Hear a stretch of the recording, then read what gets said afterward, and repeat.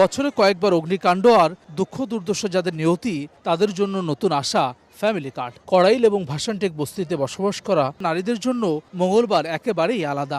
এদিন সকাল সকাল তাদের মোবাইল ব্যাংকিং অ্যাকাউন্টে জমা হয়েছে ২৫০০ টাকা। বনানীর টিএনটি কলোনি মাঠে দাঁড়িয়েই ফ্যামিলি কার্ডের প্রতিশ্রুতি দিয়েছিলেন তারেক রহমান। প্রধানমন্ত্রী হওয়ার কয়েকদিনের মধ্যেই নারীদের হাতে তুলে দিলেন মাসিক অর্থ সহায়তার ফ্যামিলি কার্ড। পবিত্র ঈদ উল ফিতরের আগে তাই ঈদের খুশি বইছে কড়াইল, সাততলা এবং ভাসানটেক বস্তিতে।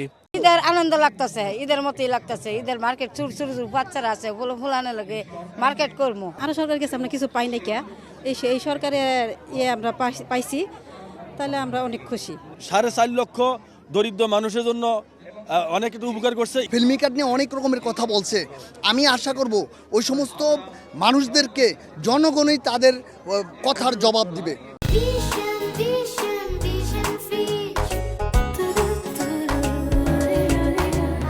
সহায়তার টাকায় চিকিৎসা ব্যয় কিংবা সঞ্চয়ের স্বপ্ন সুবিধাভোগীদের। পরীক্ষামূলকভাবে দেশের ১৩টি জেলার ৩৭,৫৬৭টি নারী প্রধান পরিবারকে ভাতা দেওয়ার জন্য নির্বাচন করা হয়েছে।